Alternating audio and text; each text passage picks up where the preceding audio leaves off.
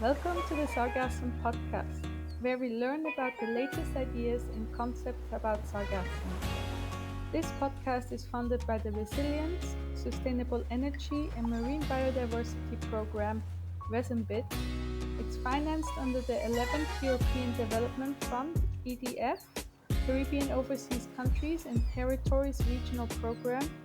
RESEMBID is being implemented by expertise grants, with primary stakeholders being the 12 Caribbean overseas countries. Let's get ready to learn together.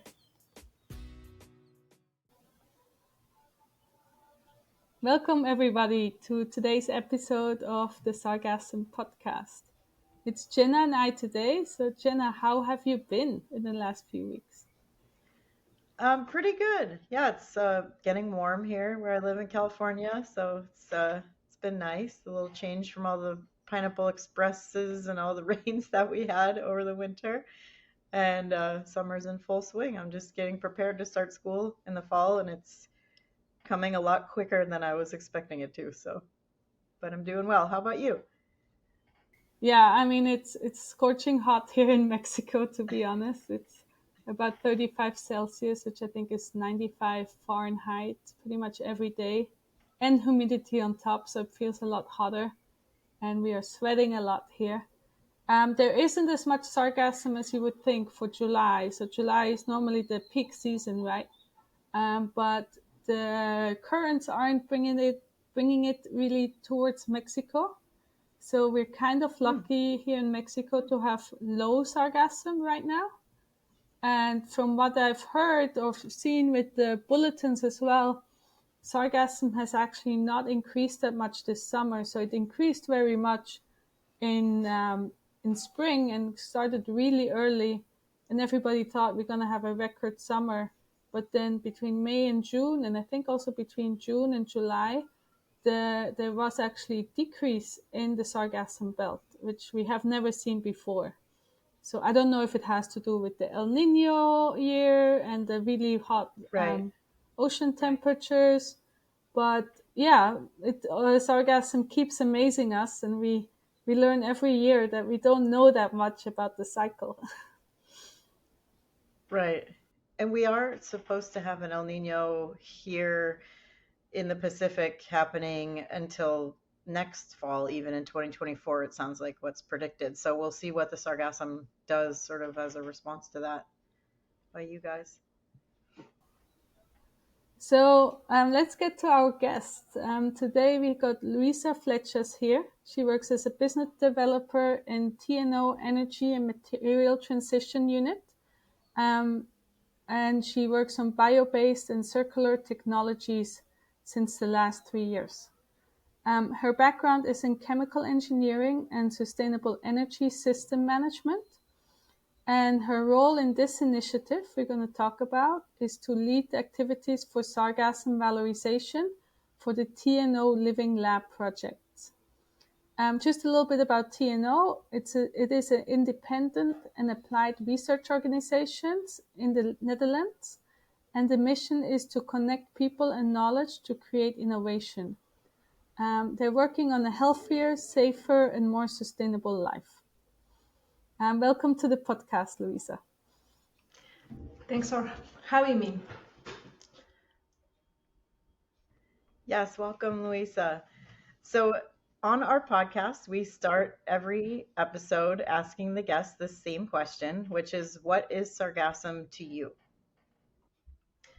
Well, sargassum to me is a threat and is an opportunity.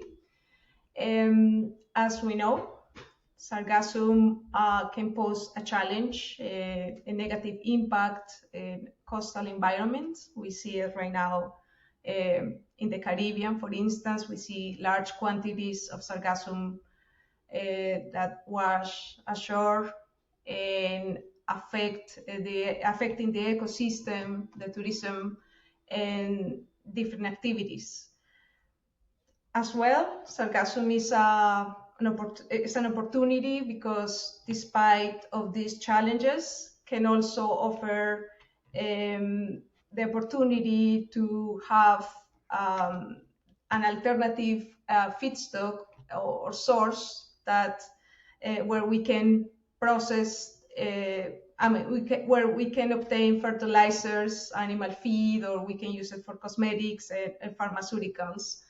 And of course, Sargassum as such is a valuable habitat for fish and for the marine species. So I think is a contrast, yin and yang. Yes, I think that is a very good explanation what sargassum is, and more people do see that yin and yang side of it as well. My question is, TNO is a research institution in the Netherlands. So how, from the Netherlands, did you get involved in finding solutions to the sargassum problem? So TNO, in the group of bio-based and circular technologies, here we have worked for more than a decade, looking into seaweed research, developing process and techniques for extraction, working around the cascade valorization of different species. So Sargassum is one of them. So the idea here is to look into the bright side of Sargassum, to the opportunities to develop the future of biorefinery. Yes, the bright side of Sargassum. So you already were working with Sargassum, or at least it was sort of on the list of algae that you were looking into, or seaweeds. What are you currently working on then in regards to Sargassum specifically? So right now we are working in a project called Living Lab for Curaçao. So this is a joint research program where we want to support Curaçao's sustainable agenda. So here we want to consider the triple helix valorization. So we work together with public-private partners, with the government, and with the research centers, well, in this case, TNO, and also with the University of Curaçao. And we are trying to look, we want to exchange knowledge, we want to change this expertise around Sargassum and develop new value chains that support the economic growth of the country. So here, also in the Living Lab, we want to find ways on how to scale up, let's say, have a biorefinery concept. We want to be successful as well in trying to support, let's say, the ABC Islands together. Yeah. So what is your actual role as TNO in Curaçao? Like, are you gonna have people there the whole year round, or how are you helping Curaçao in particular? Yeah, so the first goal of this project was to identify the strategic framework. First, identifying who were the strategic partners, considering the government, the public and partnerships, also the research factors, but most important, the population. So we wanted to work around this framework and trying to identify how Sargassum will affects the daily life of people living in the islands. So what we did here was to first analyze identify the key value chains for Curaçao, considering the strategic plan of the country. So we see that there are three pillars that we wanted to study. So the first one, it was related to bioenergy. Second, biorefinery. And third, also looking into possibly the the chains around pharmaceutical or other materials. So we needed to have these three pillars and understand the different factors and then bring the project forward. So this was the first stage that we developed together with other partners from Curaçao in the Netherlands. And did you go to Curacao to meet with people? Was that part of this stage one? So for the stage one of the project, we assess all these, as I say, all the business cases of the value chains, and then after that, yes, I went to the island last year in August, and I have the opportunity to meet the stakeholders of this project, and one of them. Someone who also has been part of this Sargassum podcast, Javier Diaz. He took me around the island, especially to Boca Ascension, when I was able to see the impact of Sargassum in this side of the country. So by looking at this, well, I was able to have a better understanding of how Sargassum can be detrimental for biodiversity and how affects the population living nearby. So then I also have the opportunity in the same time, the same month, to go to Mexico as well. There was a interesting materials congress where there was a section of the program dedicated to Sargassum. So you can see, I was able to see the different outlets for Sargassum in regards to materials, pharmaceutical, and also to understand what Mexico is doing in regards to this. So I think for me also was valuable to bring this, let's say, knowledge and experience to the current project, and also trying to give or to show that to Curaçao, that they are not the only ones affected by this, but it's also a large community in the coasts of the Caribbean that are facing the same challenges.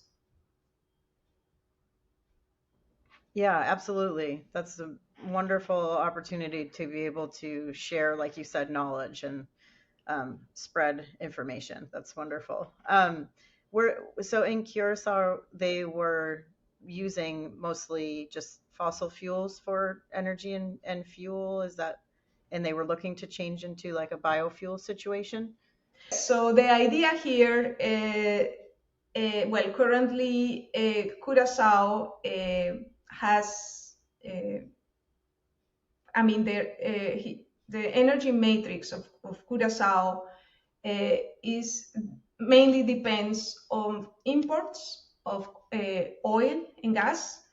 Due to the current infrastructure of the refinery is not optimal, is not currently working. So Curaçao also is looking into the future, and this means having bioenergy or renewable energy in the island. And the idea was to look into all these concepts of waste to energy. So in this case, Sargassum has this versatility. In this case, you have the fresh Sargassum that can be processed into biomaterials or chemicals or pharmaceuticals, versus the waste Sargassum that, or the offshore Sargassum that can actually be processed into bioenergy by using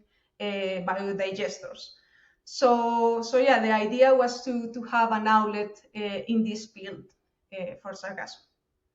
That sounds like something that will not only profit Curaçao, but if you are successful in doing it in Curaçao, it can also be a pilot for other Caribbean islands who have exactly the same problem, that they're still using a lot of fossil fuels for energy and transport, and that they could potentially use sargassum to um, to make those fuels rather than importing it at a costly price.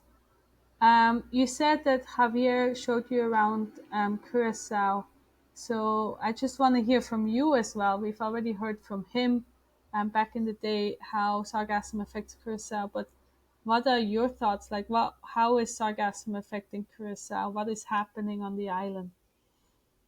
So Sargassum can have several impacts on the island.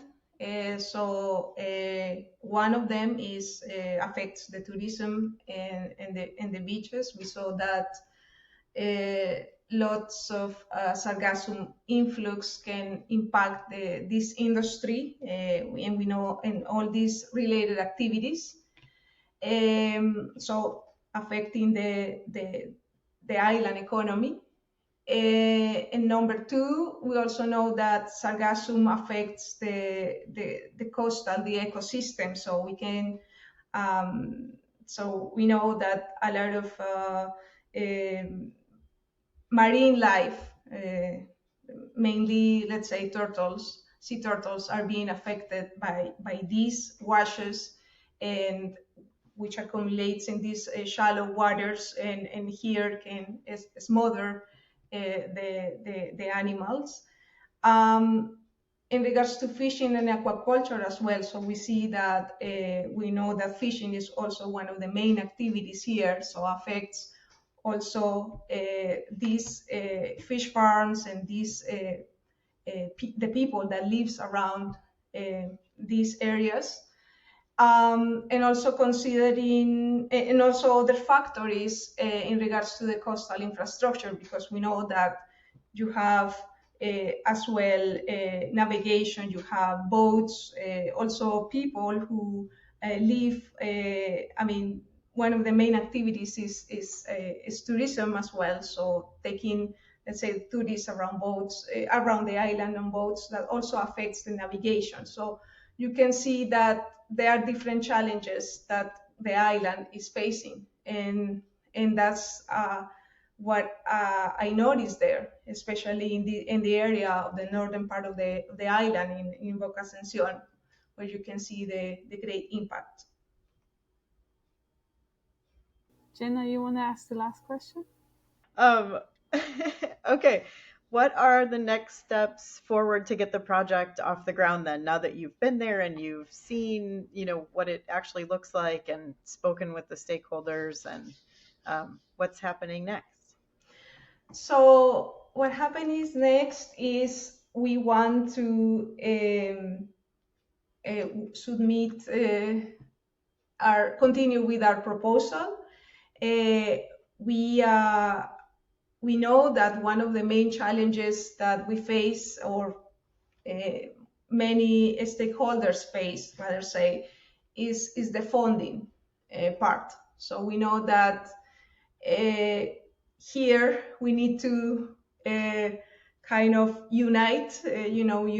Unity makes a strength. So we need to find a way of how we can uh, find this support, this regional and international support to develop these projects, because let's remember that it's not only one region, but it's also the world that is being affected by all these higher temperatures, global warming. We can see these changes. So sargassum is the result of this. So I think we need more support to tackle these sargassum influxes. So I think that's the next step, trying to allocate or to find the funding, the vehicle to continue with a project that will end up in having a pilot for bioenergy. That's what we want to do. Hopefully, we have some listeners on here that might want to collaborate with you. That would be really wonderful.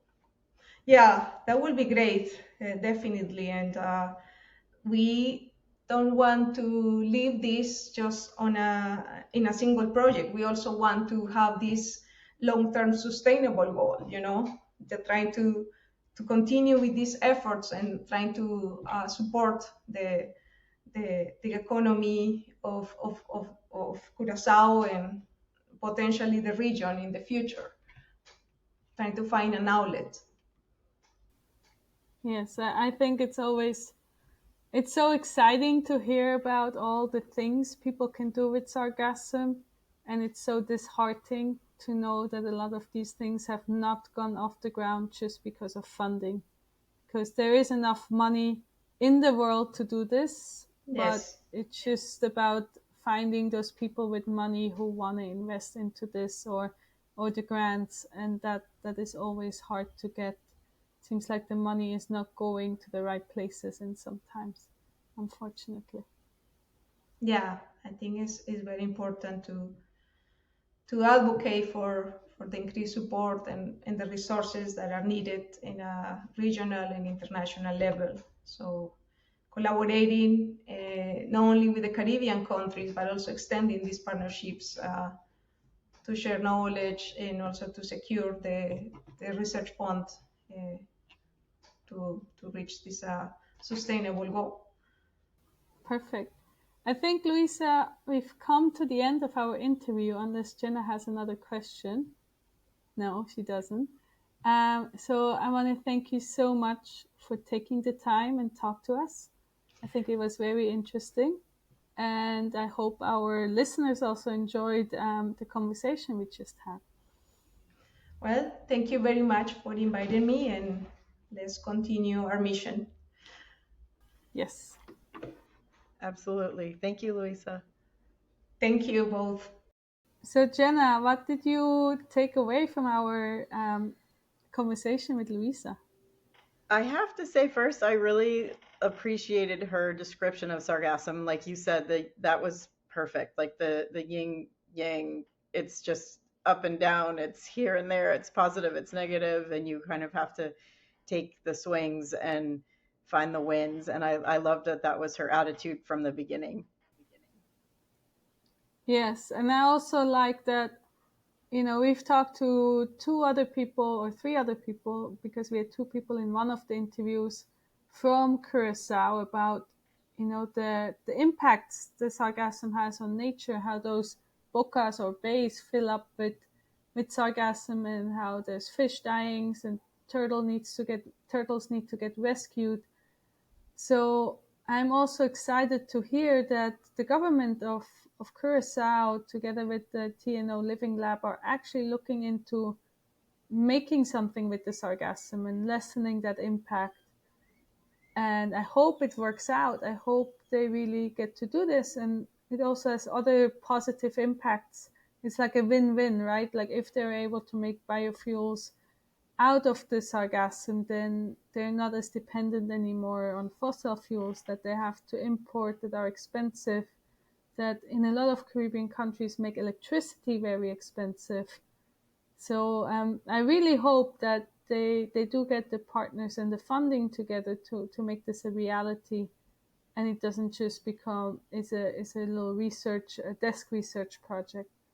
Exactly. Yeah, I think they're on the right track looking for collaborators and taking the approach that it's really a global issue, and something that people can share in successes. So, absolutely. Yeah, and if they get to do the first pilot there and it works, then I'm sure it will multiply into other Caribbean nations pretty fast, hopefully. Yeah, that's exciting. Yeah, so I think we're done for today. Thank you, listeners, to listen to our podcast. I hope you learned something today about the beautiful island of Curaçao and about TNO and their living lab. And we hope that you listen again in about 2 weeks when the next podcast comes out. Bye, everyone. Thank you for tuning in today and learning with us from our guests.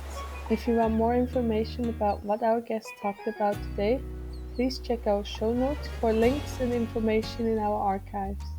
And don't forget to like and share our podcast with your friends.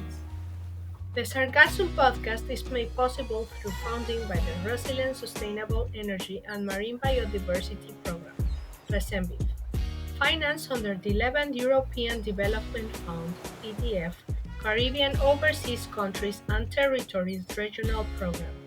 RESEMBID is being implemented by Expertise France, with the primary stakeholders being the 12 Caribbean overseas countries and territories. The podcast is produced by Paola Diaz, Mario Garcia Rodriguez, Cleo Maridakis, and Eloise Lopez, and it is hosted by Francisca Elmer, Jenna Contuccio, Florence Menes, Cleo Maridakis, Evelyn Salas, and Paola Diaz. We will be back in 2 weeks with another exciting guest. The music of the podcast is from the song Them I Pray by Drizzle, the Road Runner, an artist from Roatan. Follow him on Spotify or YouTube for more music.